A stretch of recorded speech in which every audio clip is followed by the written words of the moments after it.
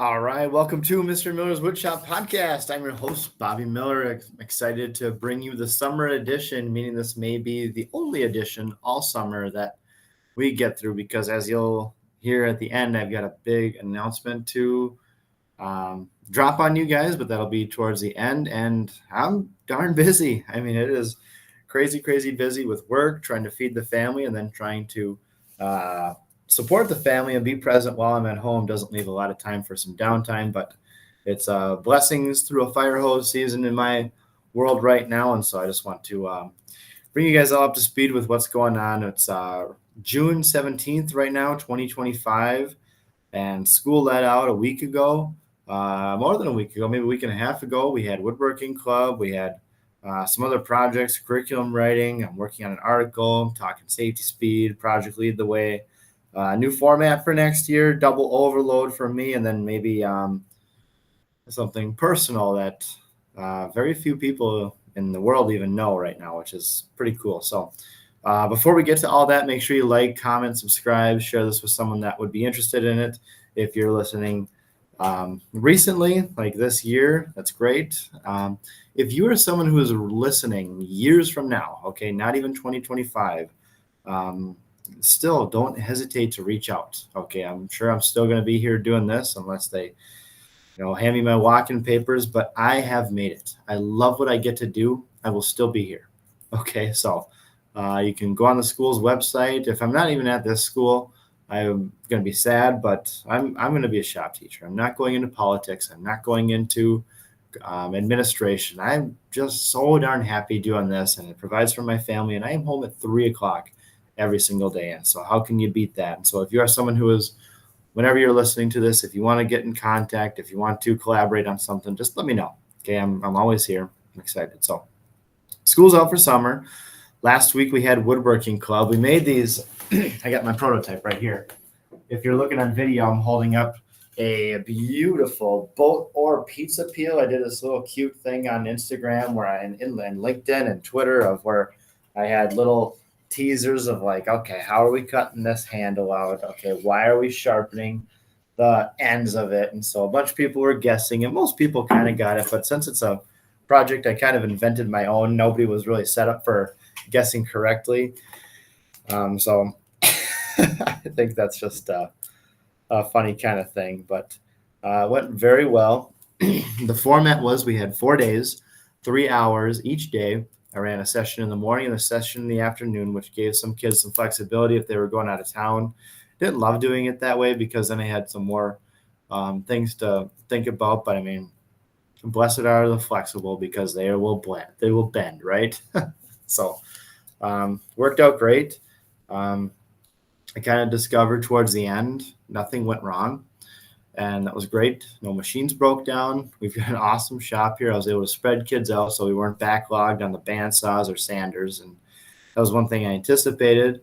I thought ahead about it. Okay, I had kids start at different places on each day, and we ended up with the last basically day and a half of really trying to think about what we could do. And so I gave about an hour presentation on the current state of the woodworking industry. And if kids were interested in that, I don't really know, but I don't think they're hearing this anywhere else. And so kind of walked them through where it's at, what you can do as a professional. Some of these kids are like 14, so they're probably not even really thinking that stage right at this point, but walked them through all that, how to go about finding a job, how to make contacts. And so about an hour talk on that, which is fulfilling for me because I love doing this. In fact, the volunteer that helps me out every single day, Kurt, saw me in this setting where we've got maybe 8 kids that I'd be working with at a time, and small group, and we're just talking about how to make the shape of your paddle. Okay, and so I've got the jigs out, I've got the measuring tools out, and I'm showing how to lay this thing out, and like I'm having so much fun. And he saw that in me. It was probably the biggest compliment I got all week, even despite the parents singing my praises. And we had a recent um, award here that I won, and so they were talking about that. But like the best compliment I got was that Kurt said, "I'm really enjoying myself working with the smaller groups. And you kind of mentioned how during the school year, I've got 25 kids running around the shop. There's a lot of teacher things that I need to do, and behavior management is what that means. And it's not my favorite, but it's part of the gig, right? And I'm honestly really good at it. I can take a kid that just hates school, and we went through the podcast series, right? That kid. And so I'm very grateful I get to work with those kids, but sometimes it's just fun to show a kid how to make something and not have to have like ulterior motives and make an analogy to like, well, now you should also listen to your social studies teacher because Baltic birch plywood is not as plentiful because of what's going on with Russia and Ukraine. Blah, blah, blah. Like that's fine and all, right? But it was just fun to talk strictly about the content. So yeah, Woodworking Club was really good. It was fun. I'll do it again next year in the summer. But it was kind of neat. This is my second year doing it. And the head of community education came down, which this is a person in we're the biggest district in the state. This is a person like you hardly ever get an email back from her. And so it was cool that she came here while we were working. And she came at one of the slower times. We were cleaning up and it was between the sessions. And so we really had some good time to talk. We didn't get much cleaning up done, however. So it was good she came early in the week because we spent a good hour towards the end of the week cleaning up. But she comes and she thanks me for doing this and putting this on. This is helping feed my family. I'm grateful that I can have this extra week of work. And, we start kind of spitballing ideas about parent and me class are really popular. She watches national trends and what other community ed classes are doing across the country. And so there's probably something like that that's going to come up in the years to come. There'll be some evening offerings. I'd like to offer some to like just adults. And it's weird because I know woodworking. Okay, I'm fine with teaching it, but I've always been a little off put by teaching people my age or older, and I've never been more nervous than last summer. I taught the safety speed staff woodworking. Like I was literally in the bathroom before the first session started, like not heaving or anything, but just like, oof, I am nervous. Like this is like first time ever substitute teaching nerves like I had in 2015. Like I don't like this. And it went great. The guys that didn't want to be there liked being there and said so when they didn't have to on an anonymous survey that I put out at the end of the class. And so those offerings through community ed, if you're local here, are going to happen, but they're not going to happen this next year because of an important announcement that you got to stick around to the end of the podcast to hear about why. So let me just write something down so I don't forget. But it's a good thing. Okay, it's a good thing. It really doesn't change anything if you listen to me professionally. So it's yeah. Let's see. The last I forgot about this, and I want to mention this because they've been so good to my program, good to me personally. So the summer of 23, I worked for Janish Wood Products. They've since been bought out. Now they're Viron Wood Products, offshoot of Viron Holding Company in Ham Lake, Minnesota.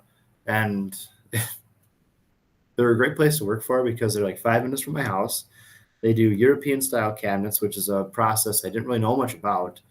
Big time CNCs, like gigantic Homag styles, machinery, like amazing equipment, like a cabinet factory. And really there was only maybe 15, 20 employees. And so I got to get a taste of just about everything. Now, we work 50-hour weeks. I made really good friends with the employees there. A lot of them are similar seasonal life. One guy, he's now the number 2 since the new owner left. He's the number 2 guy. And it was just him and I in the back of the box truck, eating our lunches and, sharing kids' stories. His kids are older than mine, but he suggested lots of little tips that you can have just as a father, like keeping Band-Aids in your wallet. That has come in handy so much. And he's the guy that taught me keep Band-Aids in your wallet. Yep, keep a Paw Patrol and keep a Princess Band-Aid in your wallet so that when you're out and about and that owie happens, like you're ready to go. meltdown is reduced from 10 minutes to 2 minutes. This is how he said it. So that's so cool that we've got this community here. But anyway, long story longer, the new owner called me, Pete Adams called me, when sent me a text message of all this laminate countertop cutoffs that they had just stockpiled and piled up and were looking to get rid of. And he's like, "Can you take this?" And oh yes, I will be there. When can I be there? And this is the last week of school, and I'm not immune to the summer mode as well, but yep, I can be there Tuesday, 2 days before the last days of school. And so I'm trying to think logistics, of how I get this in and how I pick it up. And so it's just me picking up after hours. And it was fun because I got to see them. They have reduced their staff considerably just to lean up the process. And the new management is got a different vision than the old one. So yeah, a much more lean crew is great. Sad because I didn't get to see my old friends, but the core guys were there, and great to talk with them. It was fun because it was like working there again. They had the laminate stored up in this loft, and so we went up there and dug it all out. And I'm helping him install the long forks on the forklift, and I'm like, man, this is like 2 years ago. I should be getting paid to do this. He's like, no, you're getting a lot of free laminate, so like we're not going to do that. Like, yeah, I know, I'm just teasing, but it was fun to talk to him. Amazing donation of laminate. I got as much as I could fit in the back of my truck. They only wanted me to come one time, and I'll be welcome back at certain times. But I shut down a lot of their operation, and it was raining then, and so it was like, okay, you got to bring your truck in. Now we can't move forklifts around. Like, all right, so not going to push it. They're so good to this program here. And they didn't have to even call. They could have just brought that straight up to the dumpster. It would have been a lot less work for them to just, rather than bring it to my truck, bring it to their dumpster. I'm out of there. They're gone, and their headache is out of there. And I'm hopeful to get them a tax rebate or write-off or whatever those things are. I've done in the past because they've donated solid surface material, and so we've done a value match kind of thing where we take measurements of it. I was not able to get that this year because the students were gone, and I'm not able to catalog all that stuff myself. I probably got 100 pieces of laminate, different sizes, and the fall we'll definitely catalog that so that we know exactly how much we've got. But that'll be talked about probably at our advisory board meeting. So if you're local, think about attending our advisory board meeting. It's on October 20th. So look forward to that. That'll be a big date, and it'll come real quick as soon as we get back rolling in September. It's going to come up real fast. So thank you, Byron. And we'll look forward to more partnerships. Anyway, currently I am curriculum writing at later this morning. So no teachers seem to want to work before 10 a.m. in the summer. So I'm here working and putting this together for you because it's fun for me. Maybe it's therapeutic. I don't know if anybody will ever actually get some real value from this. I know my family listens to it. I got, oddly enough, a weird following in Australia where a bunch of people listen, and that's great. Okay, fine. But I'm curriculum writing, matching standards. I'm actually writing for classes I don't feel I'm qualified for, but no one else was willing to do it. And I really feel you don't want the wrong people to be writing your standards and telling you what you ought to teach. And so I'm here. It's a paid position, so I enjoy that money so that I can feed my family. I'm not driving a Porsche. I drive a 12-year-old truck, and my wife drives a 13-year-old minivan. Like we're not Rockefellers by any means, but we make it work. And so I'm grateful for the opportunity to curriculum write. It's just so funny because it doesn't seem like it's moving the ball much, but I know it helps with program approval, getting the right standards to apply to what you're teaching. It does matter, as my thoughts on this have changed. At times it's like, well, this doesn't really even matter, but it's also been explained to me, like, if this isn't here, our program doesn't approve, we don't get funding, we can't pay you, you're fired. So that's a little bit too about that whole bigger picture of like bring back shop class, right? So we'll talk about that here in a minute because I'm writing an article, hoping to publish the article somewhere more than just my LinkedIn page about shop classes and where they've been and where they're going, and the error I think a lot of people make in trying to take on the mantle alone. But I'll be curriculum writing here the next couple days. I've got some more trainings to do. I'll be at Safety Speed this summer again. I'm really looking forward to that because that is such a great company. I was at the DMV about a month ago, updating my license, and I've got a Safety Speed shirt on because that's what I can wear at school, and I appreciate the collared shirt. Summer, so I don't got a collar on right now, but I do have the Janice shirt on right now. So if you're on video, you'll want to be on video here if you can be in the next couple minutes too. By the way, watching this on video. If not, whatever, I'll just do my best to explain here. But I'm at the DMV, got the Safety Speed shirt on, and my wife and I have all three of our kids, 4, 2, and 1. And like we're making a scene, and they're not misbehaving or anything, but it's just the DMV. It's a lot of waiting, and Minnesota, it's no different. Like they do a great job. I will say that one gal was very rude to us that was at the counter, but whatever. It's a DMV. You kind of know what you're getting into.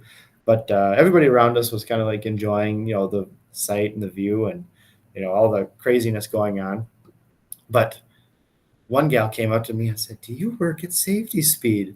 And I said, "Oh, I did." And at the time we were negotiating if I was coming back. And I'm like, I really hope I can come back this summer because I think the world of them. And she just said, "Yes, I worked there for 30 years.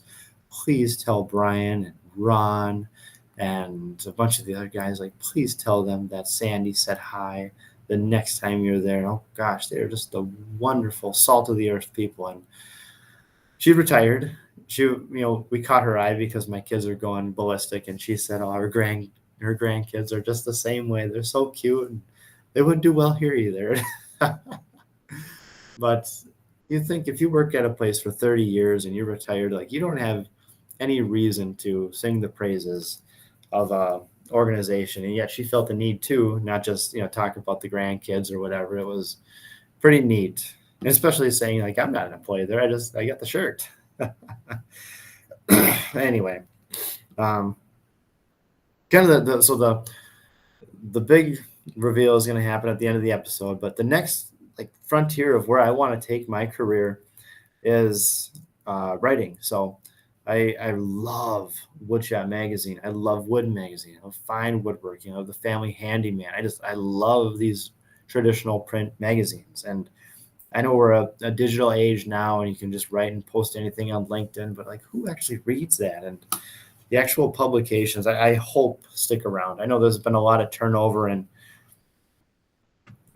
things happening in some of these magazines, but like it's still such a relaxing thing for me to read about something I enjoy and something I like to write about things that matter to me. And so I actually wrote this one of the last weeks, probably the last couple of days of school, because there's a lot of clock watching when the kids are gone, and like, okay, I got to shut down my room while I did that. I can't leave. So I wrote up this article, and I'm going to attempt to share my screen right here. Let's see, Chrome tab, entire screen. So if you're here online with me, you'll get to see a rough draft of the article that I wrote. And I'm not going to read it word for word for you. You guys can pause it and take a look at it if you'd like. But I really don't think we need to bring back shop class. And I'm a shop teacher. Okay, and kind of the gist of it is like we're still here. Okay, a lot of people at parties, at conferences, at networking events, I'll tell them I'm a shop teacher, and they're like, "Oh, we got to bring back classes like those." I see people post on Facebook, we got to bring back the trades, and like you have no idea what you're talking about, because yes, a lot have been shut down, but there are still so many that are thriving and doing well, and organizations and processes to really move the ball forward. So I want to just highlight a few of them. And if this never gets published, fine. It's just a little pet project of mine, but it's it's something that we need better education on. And so I'm just hoping that the um, outreach goes a little bit further, because there was recently a Wall Street Journal article that everybody was sending me, and they were shocked, being like, wow, this kid came out of the trades and came out of high school understanding a trade, and now he's making 70 grand a year. Like, big deal. I mean, that is probably 10% of my graduates, and 10% is a small number, as far as how many kiddos I see, but those are the kids that want to do this, that they don't take woodworking as a hobby. They don't take welding as something just fun to know, like they want to do it as their career. But I read that, was very encouraged. I guess, I roll it first, but encouraged because, okay, yes, the Wall Street Journal, like a big time publication, they are putting themselves out there and saying, like, look at what this high school did. Okay. And so I just want to, not going to highlight my own here, but right up the road from us, Blaine High School, their shop teacher is my old shop teacher. I didn't go to Blaine, but he found himself at Blaine, and now he's got a program that just dwarfs mine. He never leaves the wood shop. He doesn't have to go to engineering or graphics or welding. He just stays in the wood shop, and his class makes octagon poker tables, heirloom rocking chairs. They make custom desks. I believe they have 2 CNCs, and they have a little shop. Okay, their shop is probably half the size of mine.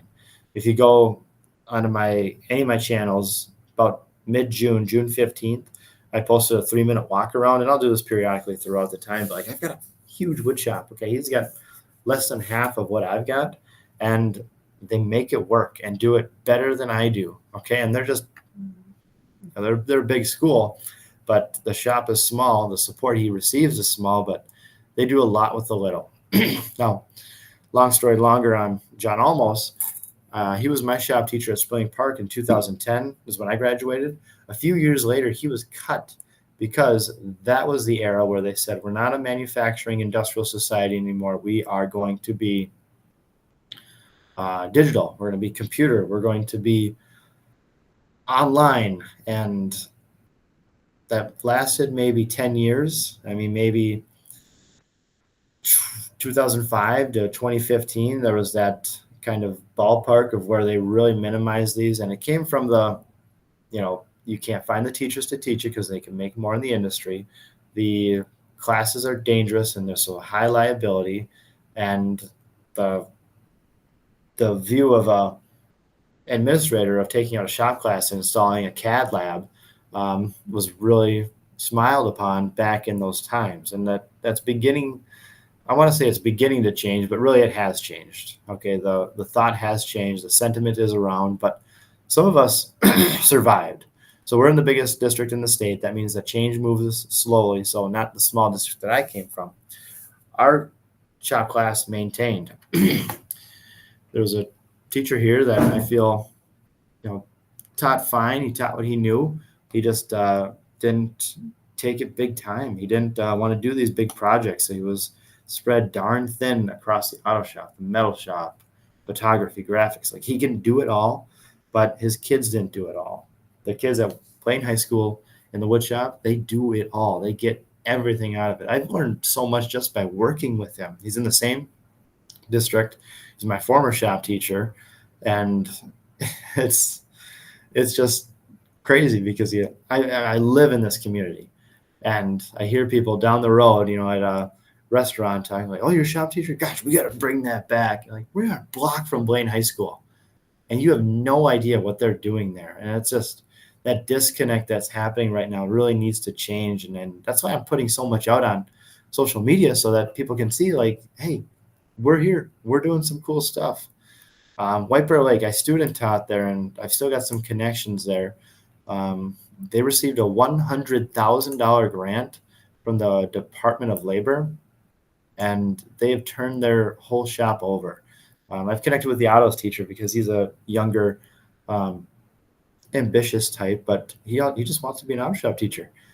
He's got all the certifications. He was a mechanic beforehand, I want to say he's a little bit older than I am, but he spent some time in industry and now he's giving back and receiving grant money to do it. And so this doesn't always have to come from your local tax base. Like everybody frowns like, oh, but we're a rural district. We don't have a big tax base. Like look into these grants. I mean, there are so many of them. The one that I'm disappointed that I wasn't selected to be as a finalist is the Harbor Freight Tools for Schools one. It's also $100,000. And maybe I'd talk a little bit about that later on here because that is one that I think is kind of neat. Just north of the Twin Cities, my first high school that I taught full-time woods at was Cambridge Isani High School. Their welding program routinely wins the state Skills USA competitions for the past 20 years. All right. They are a rural school. They are farm kids. Like these kids don't usually come into the shop knowing nothing. They come in with some experience and they just capitalize on that. They get significant metal donations from Aerotech, fabrication company up there. They just, from my understanding, or Aero Tank. I'm probably mispronouncing it. I'm sorry, but it's a welding company up there that builds these cylinders, and they donate their scrap metal. And there's a college that also donates some scrap metal up there too. And so donations are one way to really support. You know, your Facebook post is great. It helps awareness, but really it could be disinformation too of like, we need to bring back shop class. Like you say that and you do nothing about it. Shop classes are here. They're thriving in your community.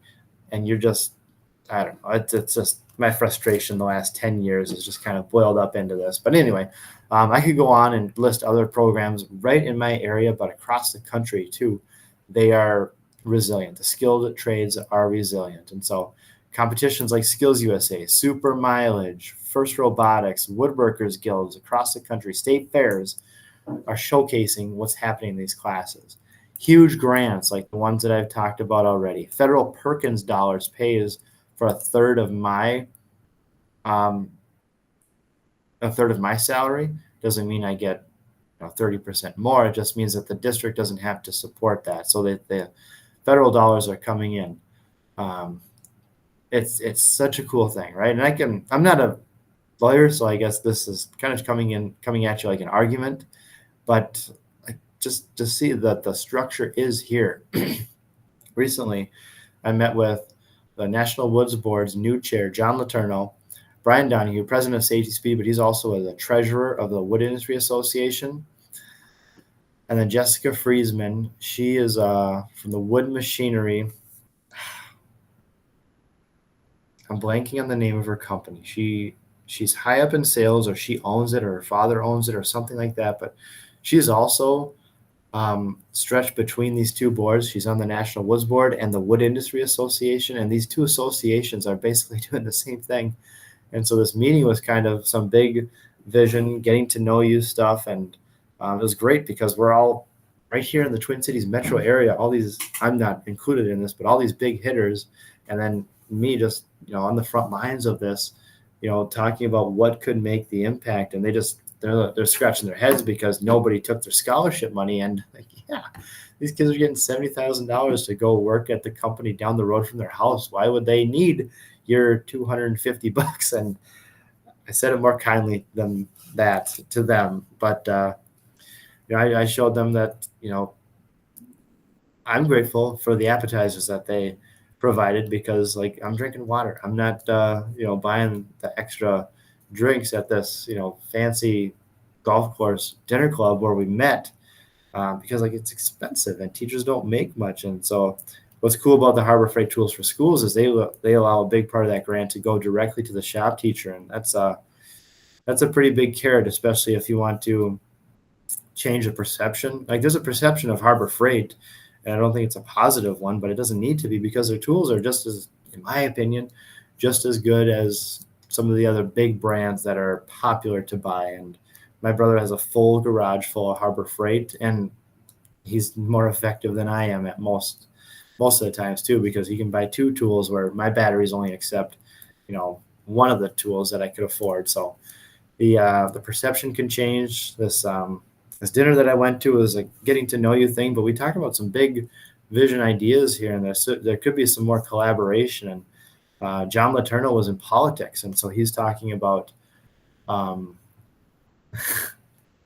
some crazy things, but then also just what if some of these industries merge, and so we've got a better lobbying base. And he's been to Congress and lobbied for shop classes to come back, and so like that is a need, and that's where I could see a lot of these collaborations coming into effect. And the AWFS people and the WIA people and the IWF and all the letters people, if we could just like agree on the same letters and get under the same umbrella, like I think that could probably be more effective. But I kind of see like a lot of people just want to be the guy. And so if I go back up to the top of my screen here, like a lot of people want to take on the mantle as if they're starting this all on their own, as if they're starting from scratch. Like really, we're not. There's so much good going on and so many organizations. If we could just align ourselves and point to the same thing, like let's do it, right? So yeah, let's see. I talk about the online stuff that I do, the impact that I have had as truly what I feel like I'm an average shop teacher. I've just got a really big wood shop and a good community behind me. Okay. I'm posting online just to bring that awareness up. And I think everyone can do this. If you're a company or a business leader right now, like go around to your employees and ask, do you guys take shop class in school? That could be a nice little feature on your social media pages. We were at a tour recently at Everwood Friends, and one of the guys helping out with the tour, he was turning on dust collection, running some of the machines. He didn't do any of the presenting, but he was young, maybe 25, and he looked familiar. He had a frog and toad shirt on, and my kids are really into that. So I thought maybe that's where I'm just recognizing this. But later on, the owner of the business says, like, hey, do you recognize him? He said he had you up at Cambridge High School. I'm like, oh my God, yes, that's where I've seen him before. He's got a beard now, and his hair is longer, and he's aged 8 years, and that's just funny. But I encourage her because she has got a big online following. Like, let's showcase this online. That could be so cool. I talk about the importance of industry partnerships. The local approach. Actually, the local approach, like what's going on down the road? Are you just, knocking them back, complaining about shop classes going away while they're going away? Or do you not even know there's a thriving shop class down the road from you that you could help, but you've never reached out? So, I don't know. Maybe this, if you're still watching online, you've probably read the whole thing. This will probably change. This is a rough draft.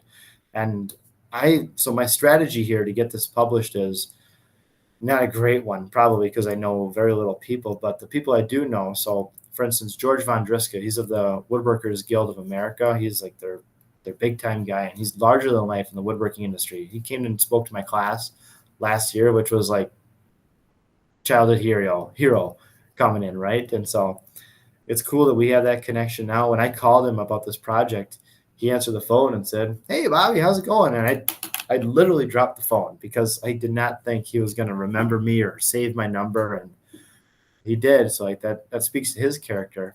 But man, I could not believe. Anyway, like it's cool that he knows who I am because I've showed his safety videos to my classes for the last 10 years.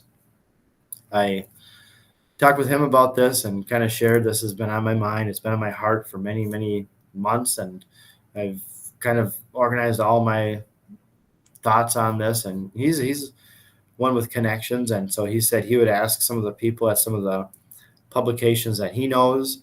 He thinks that they can get it published on the guild site, and he did mention though that they've got no money for paying writers for the guild, and I hadn't even considered that. Now I'm considering it because that would be really fun. But really, I just want this out there. I follow some newsletters, and there's been similar sentiments about we don't need to bring back shop class in those newsletters, but you're telling the people that already know, and I'm trying to reach the people that are complaining. Okay, the blue collar workers that can help, the wood magazine readers that could help their local shop classes by just maybe even just coming in and supporting the teacher.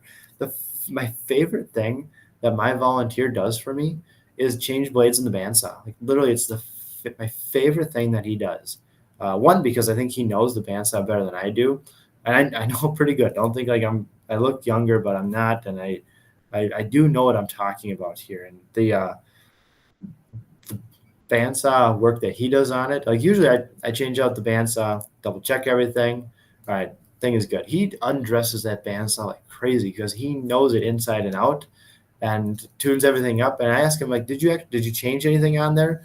And he said, oh, well, the thrust bearing was a little bit set back. Someone must have just pushed too hard. And so I reset that. Like, okay, perfect. Because I do go through and check them out, but it is so nice that I can spend some time doing some teacher stuff. Okay, I can grade. I can work with a student. I can reply to an email, and honestly, all the things that I would rather be changing out the bandsaw blade for, but he can't do it. He can't do the teacher stuff that I can do, and so if it's as little as that, like that's so big. I want to do. I'm going to make a note of this too because I want to do a whole podcast episode talking about him and just volunteerism because that's the local approach. If there's a retired woodworker in your area, why are they not going to a wood shop? And I understand the flip side of this well too because I've been offered other volunteers in the past and I say no because I don't want another adult that knows what they're doing in here, judging me or going to go back and talk smack or tattle or not like I'm doing anything wrong, but it's just kind of that weird fear because shop teachers everywhere, if they have another woodworker in the district or another welder or autos guy in the district, that's rare. We're the biggest district in the state, so there's actually 5 other woodshop teachers that we collaborate with, and that's brought tons to my program, just being able to collaborate with those 5 people. Sometimes the meetings drag on and it turns into their hunting trip talks, but like it's good to connect with those people. So talk a little bit about volunteerism. So the power of local engagement, I think, is where the future of shop class success lies. It's really brought forward by the national campaigns, the big articles, but really the local hands in the community, I think, is what's going to make a stronger shop class experience to give kids better skilled trades and a better understanding of the industry too. When we go on our industry tours, like people see, oh wow, that's what that guy does. That looks like fun, or they go on a different tour and like, no, I am not sanding panels all day long. And cool, all right. So you'll want to, hopefully develop some other skills as well. Entrepreneurial skills, managing skills, budget skills. If you like this stuff, there's a lot of other stuff. So that's the article. Maybe you read through it if you're here with me. It's 3 pages. It's probably one of the biggest papers I've written in a long time. So I'm gonna stop sharing my screen, and you guys can see my beautiful face again here. If still recording, that's good. But yeah, that's what I am working on. Getting that out, and if it never does get out, big deal. Okay, I mean, I was a goalie in hockey. It's the most important thing in the world to me of not letting that puck in. But once it goes in, hey, no big deal. All right, it's important to me now. Okay, but if it doesn't work out, move on. Let's see. The rest of the summer here, I'm at Safety Speed. I will also be at the AWFS show in Las Vegas. That's the American Wood Furnishing and Suppliers Show. It's one of the biggest ones in the hemisphere. Every other year they meet in Las Vegas, and I'm speaking at it, which is really nice because then they help cover some of the stuff, money to get down there and whatnot, which I should make a note to do. Because it's all reimbursement. So I actually got to be the one to book the flight, and I've never actually booked a flight. So maybe I'll have some of the Safety Speed guys help me book that flight, but I'll be down there. Please reach out if you want to connect. My goal is to go to IWF and AWFS every summer. Granted, any kind of big personal catastrophes, I should be down there. So if you're listening to this in the years to come, reach out. Maybe if it's close by, maybe I'll Um, if it's close in the season, like maybe I'll know if I'm going, if I'll be speaking, if I'll be attending. And personally, I'm just looking forward to attending. I've got a lot to share. I've got a good method that I don't think a lot of other shop teachers are doing, and so that's my claim to brilliance and what got me there. But I'm more excited to hear about, what's going on with the closets, and is it all cabinets? And no, it's closets now. And what are the wood coatings, the wood-based coating, the water-based wood coatings, like that kind of stuff. Just, I don't know, puts me like a kid in the candy store again. And so that's what I'm looking forward to. I'm presenting with Mark Smith, the Wood Industry Association Wooden Globe Educator of the Year in 2024. He's the one who actually asked me to present with him. So he probably knows. He's retired now. He's working at Microvellum as their brand ambassador, but he taught for 30 years. And so he's probably looking at me, about 20 years younger than him, young family. Like, he wants to go. He can't pay for it. So if I invite him to speak with me, that'll help cover some of his costs. And so that's pretty cool. And I'm getting scholarships from other places too. So those of you people like the Woodwork Career Alliance that are putting out scholarships for teachers, like, amen. Keep it up. I love working at cabinet shops in the summer. I feel like I learned a ton there, but it was nothing like last year being at IWF, learning from those people there and making those connections that otherwise I wouldn't have made. There's a whole bunch of shop teachers in North Carolina that I follow, and I steal a bunch of their stuff, but they gladly steal from me too. And it's just that networking piece where it's like, wow, that's a great way to teach a kid how to pound a nail, hammerschlagen, and look at, they had fun. So yeah, steal that idea all day long. I've got less exciting Project Lead the Way classes next year.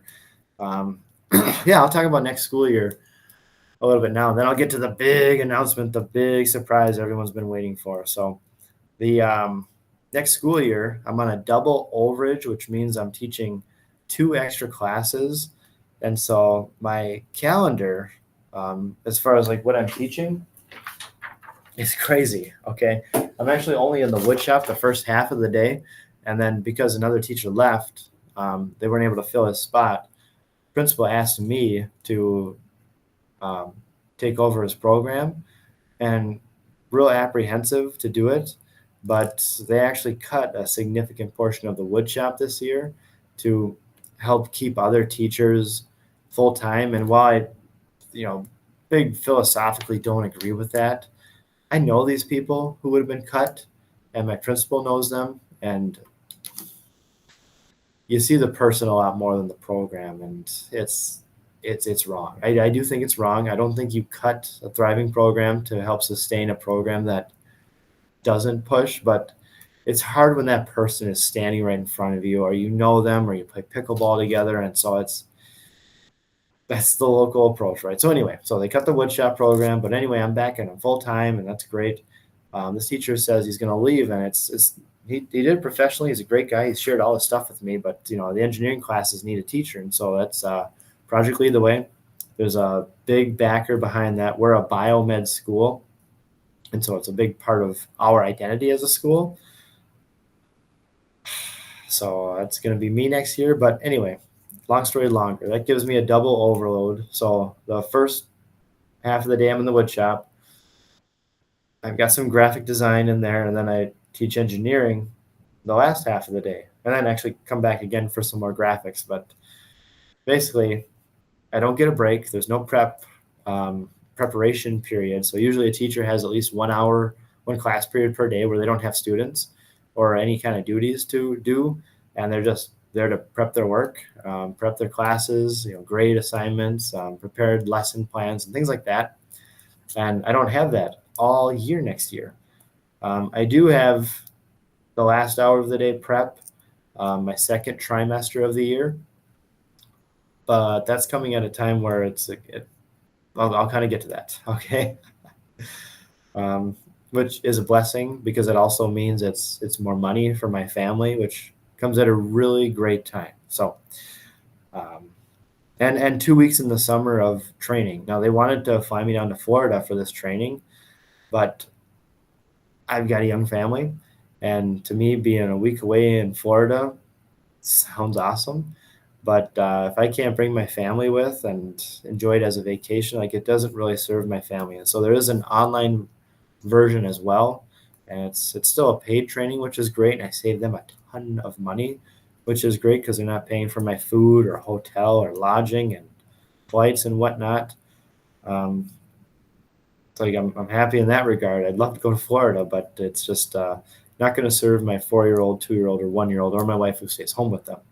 So do that online. It'll be great. In fact, it's very hard to work at home. I just got a smaller home. We don't have an office or anything. We got bedrooms that are bedrooms, right? There's no home office. And so, if I try to set up this training at my kitchen table, I know it's not going to go well. And I know a ton of you people listening have worked from home with young kids through COVID. Like, God bless you. I don't know how I could ever do that today. And some of you are doing it now. Whenever you're listening to this, you're probably working from home now, making it work with little kids. But it is way too distracting for me. I get very little done. And it's tough for the kids who are like, oh, is dad home? Yeah, dad's home. But you can't go see him. That's something that just I struggle with, so I'm not going to do it. Anyway, kind of think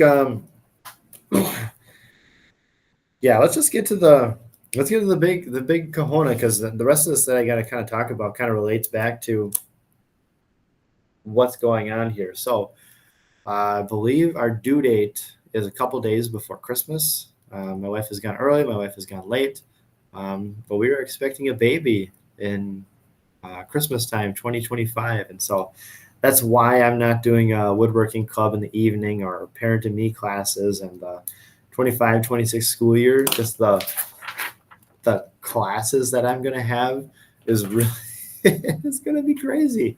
It's going to be crazy. But I kind of feel after my third was born, like, yeah, all the guardrails are off. Like, it's crazy. I work from the time I wake up to the time I go to bed. If that's woodworking, if that's students, if that's my children, if that's taking my wife out on a date, that's not work. Don't hear that that's work, but it's a really great thing. I feel like this is a time in my life where the blessings have just come through a fire hose, and 4 kids in 5 years is crazy. My first was born October 20th, or excuse me, October of 2020. Okay. And this one will be born just over 5 years later, which is so wild, so crazy. But I'm so happy. I'm so happy. Tomorrow we're actually having our gender reveal party, which we're trying not to burn down the whole state. Canada just burnt down, and so we're not going to have any kind of fire or any kind of thing like that. My daughter's going to bite into a cupcake and reveal the color, and my wife and I know, but the rest of the world doesn't know. I take that back. The afternoon session of Woodworking Club knows, because we got the results via email, and we were going to wait till our kids went to bed and open it together in the evening. But I was on my lunch break, and I was actually out buying her flowers, to kind of celebrate this occasion. It was her birthday, and the results came in. Okay. And she texted me a picture of it, and she said, I'm not going to open it until you come home. Like, I call her, like, I want you to open it right now, but do not mess with me. I'm a big jokester. She can be too. She tries anyway. And I said, do not mess with me. Do not say the other words. And so she opens the email, and we find out who it is. And I can hardly keep this in me. I'm so excited. I'm so excited. I would have been excited anyway. Happy for a healthy baby, but I'm just so excited for this new family dynamic that's gonna breathe into our family. And so I couldn't keep that in. I got back from lunch break. The kids were waiting for me, and we had like 5 minutes. And so we're waiting on some of the kids. And I just said, okay, I cannot keep this in me anymore. I got to tell somebody. I called my wife on lunch break. We found out the gender of our baby, and it is up. And I told the class, I thought, okay, we're not doing our party until next Wednesday. I don't know any of you, but please don't tell anybody that I know. Okay, don't tell anybody. So I guess I've told 5 teenagers. My wife has told nobody. Church last Sunday, I was joking, like, oh, did Cassie tell you? Did my wife tell you what we're having? And no, and just being a wise guy. So I'm so happy. If that doesn't come across, like, I'm So happy. My wife is amazing. She stays home with my kids. And so next year, okay, we're talking next year. Sorry to go so personal sidebar. I could talk way longer about my kids and my family and just the awesome things that we get to do. That is without a doubt my favorite thing to talk about. When I'm at parties and whatnot, a lot of people want to talk about this and what I'm doing online. Like, I don't care. I do care. Okay, I do care. I care greatly about this, but like, I want to talk about our kids. Like, do you see your daughter's like wrestling my son right now, and she's losing, and we should go talk about that and process with them and be engaged with them. Oh, they're going out and swing. Let's go swing them on the, push them on the swings. And, I dig that stuff so much. And I just so grateful for where I'm at. But anyway, next year, focus, Miller, next year with the Project Lead the Way engineering classes with my double overload and the Christmas baby. This format is going to go, I'll probably do a couple summer attempts at this at 10-minute check-ins. And so my idea is that I do this podcast weekly again, but just in like a 10-minute, hey, this is what's going on. This is what we encountered. Here was the issue. Not talking about the big laundry list of stuff that you're listening to as you mow your grass or your hour commute. You're listening to me. Like, it's just going to be like a 10-minute kind of thing. Seeing a lot of trends. And so I don't want to do this just by myself. I want this to be successful. And so I'm also watching the trends. And so the trends are kind of working towards that shorter format in the podcasting world. And so there'll probably not be less beautiful mural behind the shop teacher on video. It might just be, hey, I'm driving home. It takes me 15 minutes to get home. Here's 10 minutes of me just talking at you what the crazy thing happened. I don't plan on any kind of big series like That Kid series, but I want to be here. I want the podcast to work out. I'm going to probably focus my time too on long form podcasts on other people's podcasts. I've offered a couple companies to help start podcasts for them, and all three have turned me down, but they've said, if we've got funds and whatnot, they will potentially have me back as a podcast host or just the guy that helps run their podcast. And it's a fun medium. I mean, I do not talk in my classes. My kids usually within a month still don't have my name down. And I think that is a good thing. Okay, but if you are interested, I do feel strongly about all this stuff. And so starting a podcast for, so the model that I show everybody is Shop Saber runs a podcast. It's just I believe it's their owner and one of their marketing guys. Like, that's so easy. 1 hour a week. They just shut down things and talk over lunch, and they talk about, their kids in hockey, or they talk about their weekend barbecue plans, and also what's going on in the CNC world and trade shows and business trends and the way that their efficiency, or if they've got any new component on their machines, they talk about it. And what a great sales opportunity too, when someone calls and asks, oh, hey, I'm interested about this. Oh, but I don't have time to talk. I don't want you to sell it to me. Like, okay, fine. Yeah. Oh, here's a podcast of us talking about specifically that. So I want to, drum up more interest in the trades. And so the Cabinet Makers Association podcast, Pro Cabinet Maker, I went on that one. Disrupt Education, that's a teacher podcast, kind of focused in the work-based learning side of things, but they have on big ticket people, and they took me on, which is crazy because I'm just this little pipsqueak shop teacher. But I've got a decent method for teaching, and so that's pretty cool. I was on the Woodworking Network podcast. I find a lot of value in those because not many people listen. Thank you to those of you in Australia, North Carolina, and Michigan, and Chicago. All right. Shout out to all you people. I can see on my analytics where people are listening, and it might be wrong if they've got a VPN going somewhere else. So that might be where all the Australians are coming from. But I honestly think it's the Cabmaster guys. Shared a booth with them at IWF, got to know them. We hung out afterwards, went out to dinner, and so became friends with them. Maybe they're just interested in see what kind of crazy things I got going on now.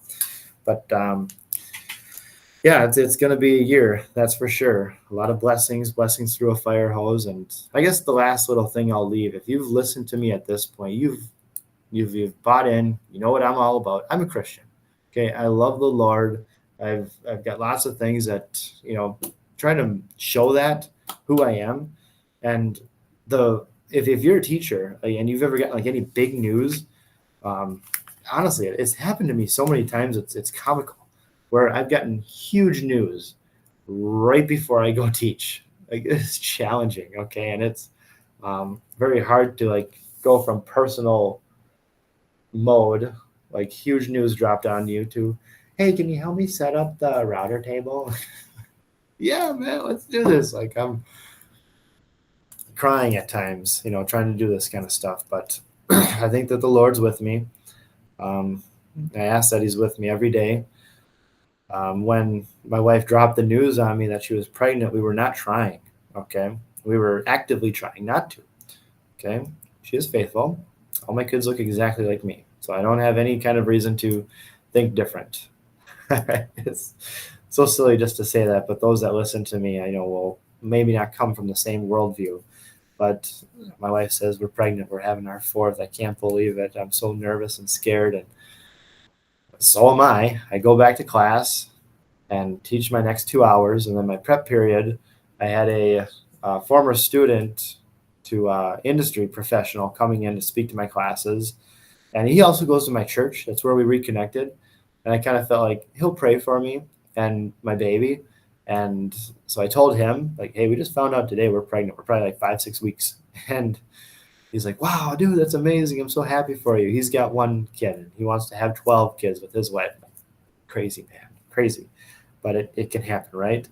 And so we had a side project that we were working on as well. We go through that, and I'm just in this fog, right? And I'm telling him too, like, dude, I'm nervous. I'm nervous. I'm not going to be able to make ends meet. And, will my wife have to go back to work? We'll have to sell a vehicle, but we need car seats, and we got to pay for those, and we got to keep the car so we can, have enough seats in the car. And, I'm kind of spiraling and freaking out. And then my principal comes in, who I've got a good relationship with. Okay, but it's a professional relationship, and so I wouldn't drop this on him.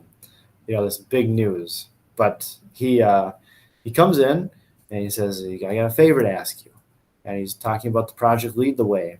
And it's like, okay, pile on, pile on, pile on. He says, now this will change your schedule for next year.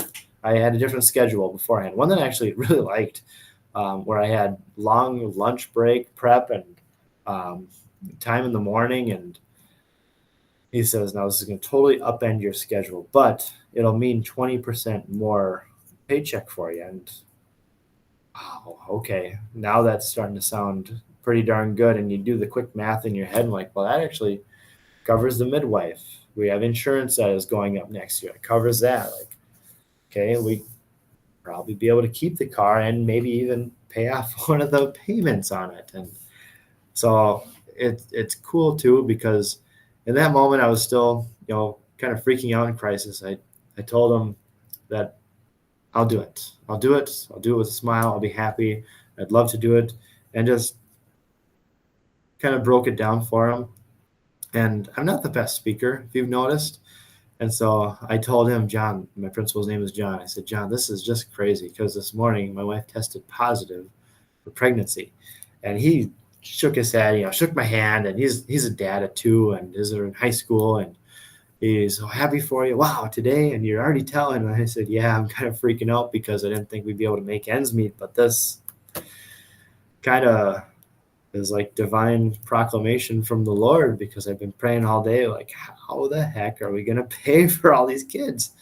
And he's a Catholic guy. I don't know how devout he is, but he's like, yep, everything happens for a reason. And so it's a blessing. And the teacher that's leaving is leaving education altogether. Kind of sad. He saw an industry in 3D printing that will pay him double. Why would you stay, right? Single guy, had some personal tragedy recently.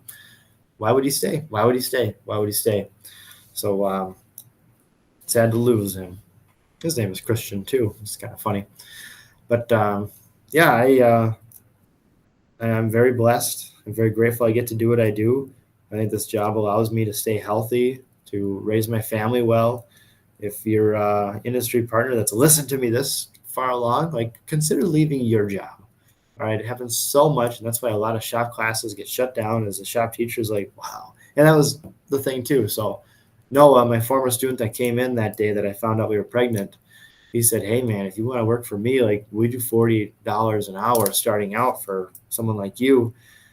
It's like that would math out, 12 months of work instead of 9.